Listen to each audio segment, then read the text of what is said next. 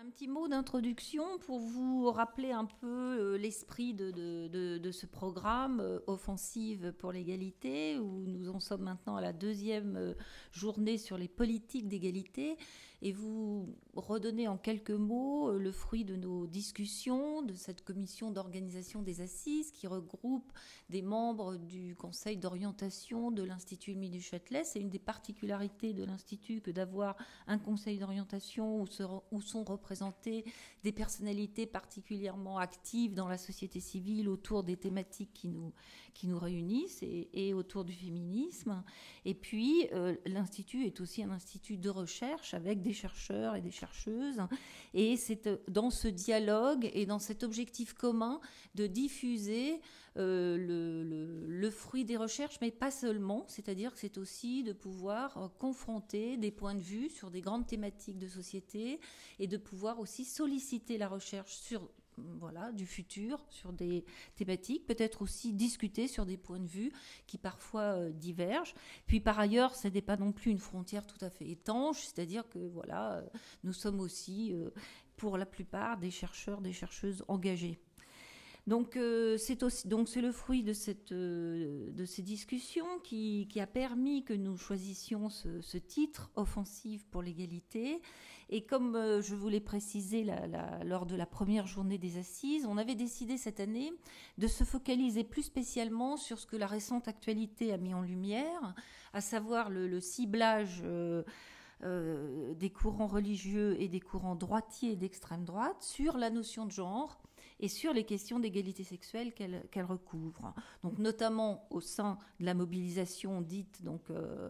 la manif pour tous, la mobilisation contre le mariage des personnes de même sexe, mais aussi la campagne contre les ABC de l'égalité, contre l'éducation sexuelle, contre la PMA. Toute cette actualité nous a interpellés, nous a pas non plus pris de court, ça fait des années que nous réfléchissons à ces questions. Mais l'intensité de cette mobilisation, la force de l'antiféminisme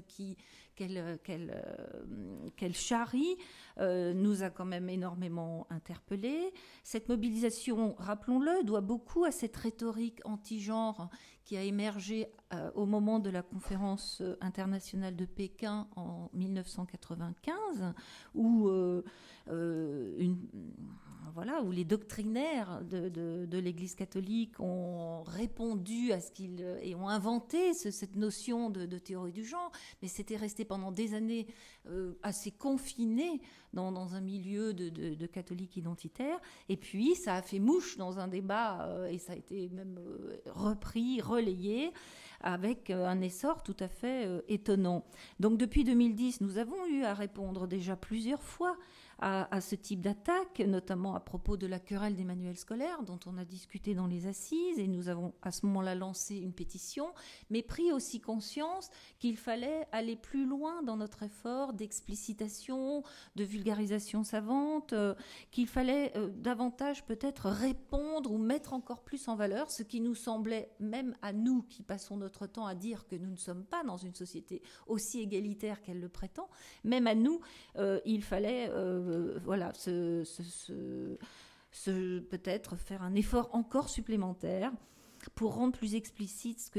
nous faisions, donner des arguments, donner des éléments de discours aux personnes qui souhaiteraient se les approprier et aussi nous aider à les enrichir. Donc nous avions à ce moment-là aussi choisi carrément de prendre comme thème des assises en plein moment de cette polémique, qu'est-ce que le genre, en comprenant qu'il y avait là peut-être aussi un concept qui nous devenait de plus en plus familier et qui était peu compréhensible. Et d'ailleurs, si il a focalisé l'attention des ennemis de l'égalité, on peut dire, pour faire vite, il a aussi focalisé l'attention de ceux qui se sont tournés vers nous pour nous dire mais voilà, nous sommes mal à l'aise avec ce concept, nous ne comprenons pas exactement de quoi il en retourne et nous ne sommes pas en mesure de répondre au sein de nos établissements ou au sein des discussions que nous avons pour le défendre. Donc il y avait là quelque chose de spécifique à essayer de transmettre. Et c'est ce qui nous réunit aujourd'hui, en insistant bien sur le fait que c'est quelque chose de collectif qui se fait aussi avec vous et aussi dans la discussion, et qu'on est loin d'avoir clos le débat, même si nous avons essayé à nouveau de donner des éléments de réponse collectifs avec un livre collectif de l'Institut Émilie du Châtelet. C'est aussi une initiative que nous avons prise dans l'émotion de la réaction à ces mobilisations, en essayant de faire un effort pour répondre non pas uniquement point par point à toutes les contre-vérités que draine le débat public, mais aussi simplement à des grandes questions de société que tout le monde se pose. Cependant, on a affaire à un dénigrement bien orchestré, bien relayé, visiblement assez successful dans les médias, qui trouvent ça aussi très... très agréable ou très vendeur de mettre l'accent sur l'antigenre et peut-être qui peut-être aussi donne une audience encore qui multiplie en plus l'audience. La loi du 17 mai 2013 sur le mariage des personnes de même sexe n'a pas mis fin à la mobilisation, comme on le constate, avec les attaques réitérées, racistes et sexistes à l'encontre notamment de la ministre de l'Éducation, Najat Vallaud-Belkacem, comme on le constate encore lors de la manifestation de dimanche, la semaine dernière, du 5 octobre. Donc, l'idée, c'est de répondre à ces questionnements, à la fois ne pas édulcorer nos propos et en même temps donner des éléments pour rassurer. C'est dans cette dialectique qu'il n'est pas toujours évident de se situer. Il n'est pas question non plus de dissocier le genre de l'analyse politique, de la domination masculine, de l'oppression, mais il est important aussi de dire ça n'est pas la fin de la famille, de la filiation, c'est pas l'effondrement d'une société.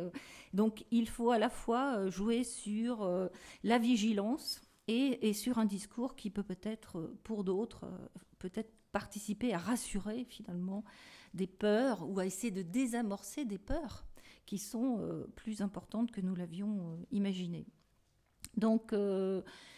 peut-être vous dire aussi que nous ne visons pas par ces journées à l'exhaustivité, parce que souvent dans le débat, et c'est tout à fait légitime, il y a toujours des gens pour trouver que nous n'avons pas invité suffisamment de représentants. Donc voilà, la règle du jeu, c'est d'avoir des tables rondes avec 2 représentants de la recherche, 2 représentants ou représentantes de la société civile pour faire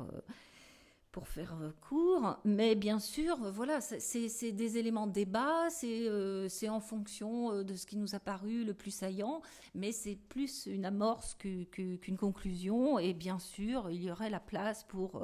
beaucoup plus de journées, beaucoup plus d'assises et des tables rondes beaucoup plus nombreuses. Donc c'est un choix incitatif, on va dire, et sûrement pas conclusif.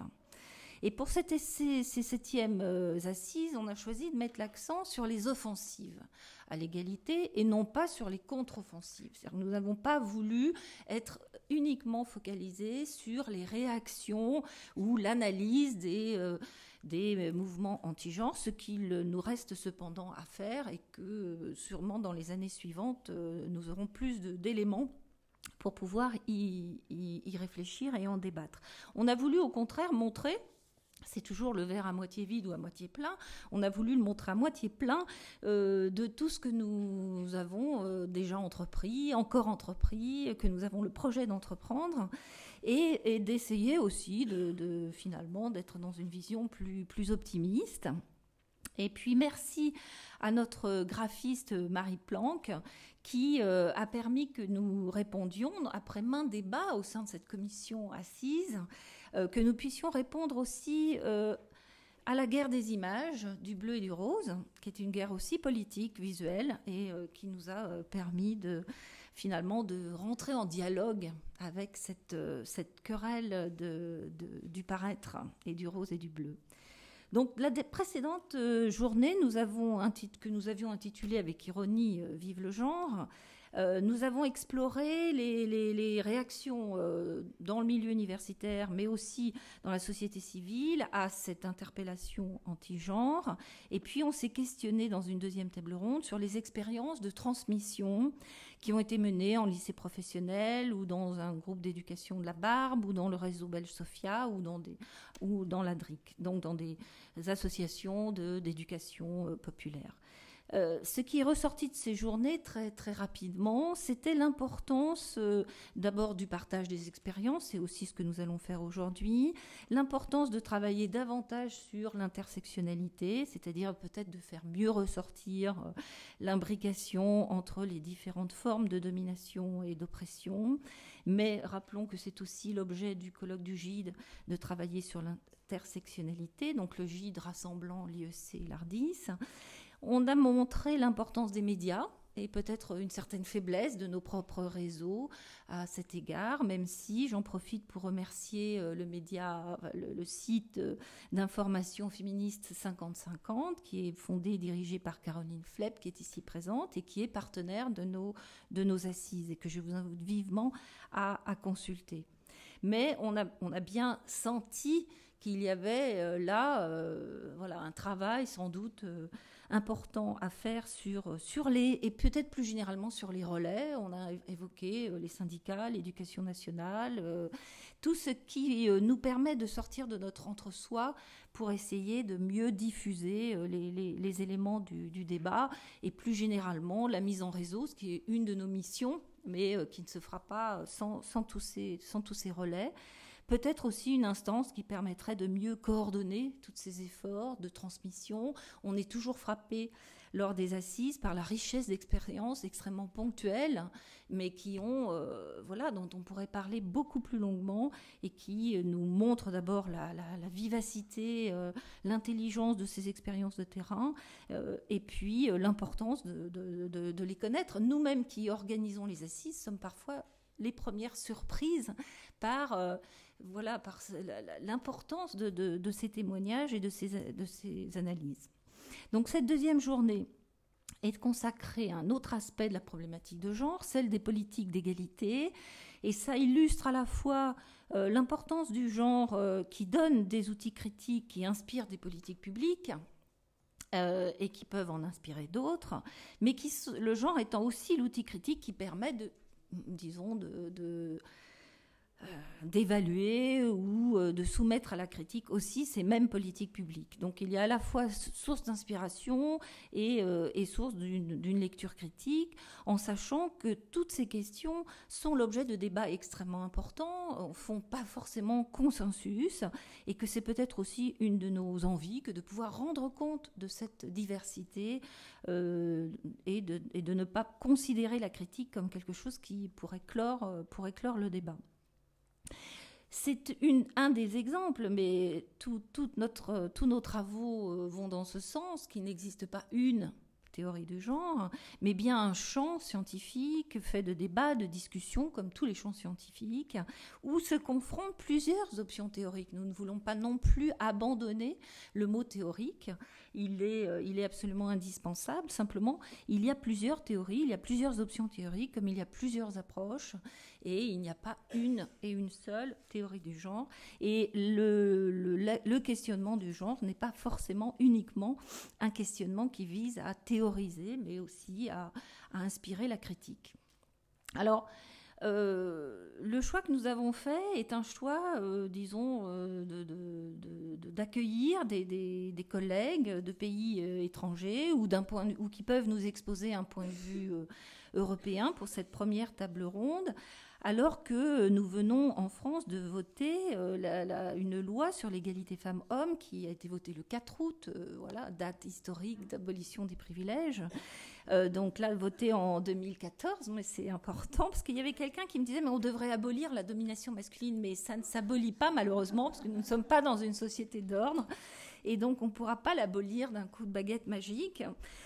Mais donc, on aurait pu se focaliser davantage sur cette loi. On a fait un autre choix en disant qu'on aurait largement le temps, une fois que cette loi serait mise en place, d'y revenir. On a plutôt fait le choix, toujours aussi parce que voilà, nous n'avons pas des tables rondes voilà, aussi pléthoriques. Et nous voulions garder un deuxième cas, là, d'école beaucoup plus centré sur la France.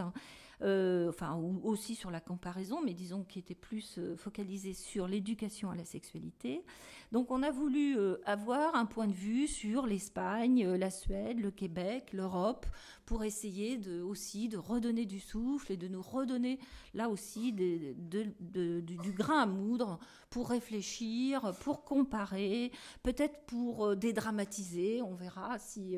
la vision que nos collègues ont est aussi, voilà, disons, si notre façon de dramatiser, nous aussi, cette mobilisation anti-genre, s'ils la trouvent peut-être excessive ou pas. En tout cas, c'est absolument fondamental de se décentrer, d'apprendre et de pouvoir comparer. Puis nous avons choisi cette deuxième thématique sur l'éducation à la sexualité, puisqu'on sait bien que ça a été aussi un point nodal de la mobilisation anti-genre, avec une surprenante rumeur des plus improbables. On se demande même comment ça a pu faire un effet aussi fort, alors qu'il s'agissait vraiment d'éléments qu'on n'aurait jamais imaginé qu'ils puissent être relayés dans le débat public. Alors que même, et c'est d'autant plus dommageable qu'il y a encore un travail énorme, et on a déjà eu le temps on a déjà eu l'occasion d'en parler dans les assises, de l'importance de l'éducation à la sexualité, du fait que la France était restée si frileuse dans ce domaine et qu'il est temps, non pas de reculer encore une fois face à cette mauvaise foi, si on peut me permettre ce mauvais jeu de mots, mais au contraire de donner à celles et ceux qui portent cette éducation à la sexualité de véritables moyens et de pouvoir exercer réellement leur métier. Donc, toujours en filigrane de cette journée, qui était commun à la journée précédente, c'est bien comment réagir à la surpolitisation, à la surenchère conservatrice autour du genre et au succès croissant de l'antiféminisme.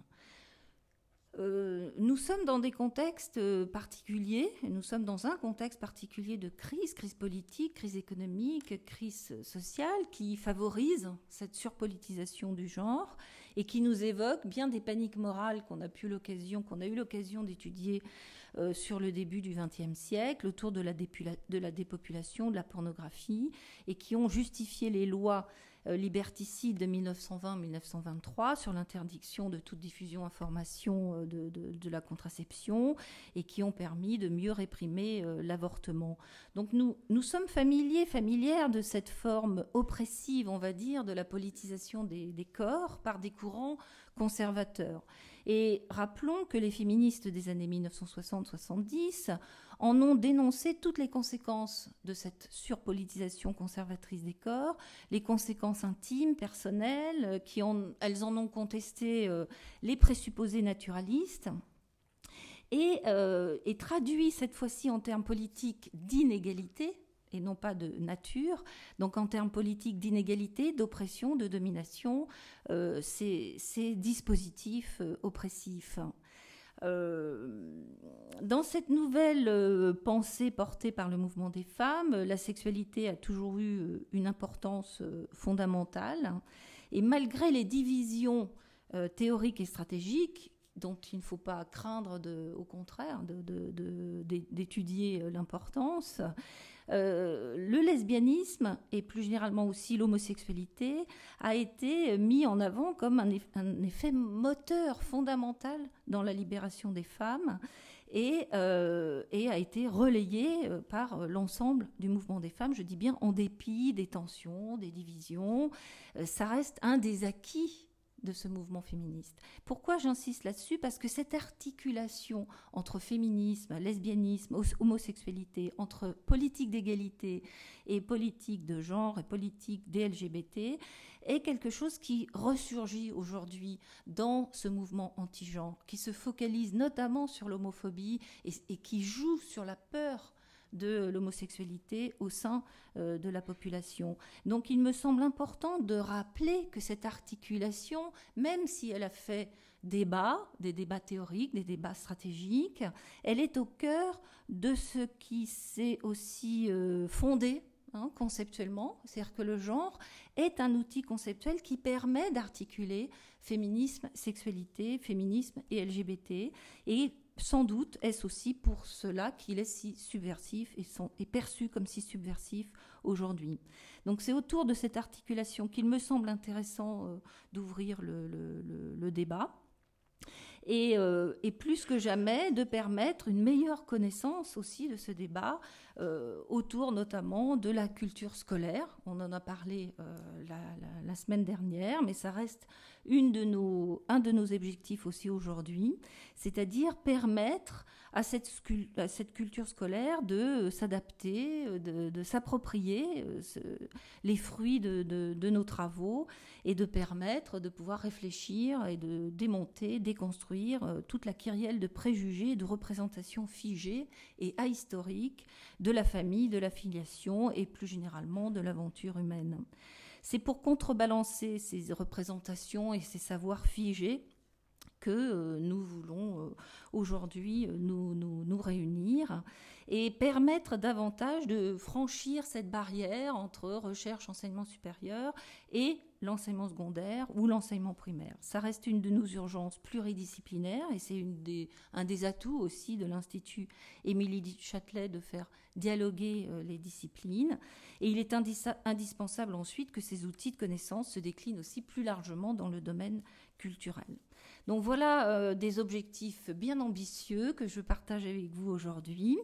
en espérant que notre journée et nos débats nous permettront d'approfondir cette dimension citoyenne de notre action. Et puis je remercie très vivement les animatrices de l'Institut Émilie du Châtelet, Sylvie Blumenkrantz qui est secrétaire générale, Sandrine Lely qui est chargée de communication et s'occupe du site qu'on vous a donc déjà largement encouragé à consulter, et puis Anna Djankirian qui nous aide pour l'administration. Et sans elle, voilà, nous ne pourrions pas fonctionner, donc qu'elle soit encore remerciée très vivement.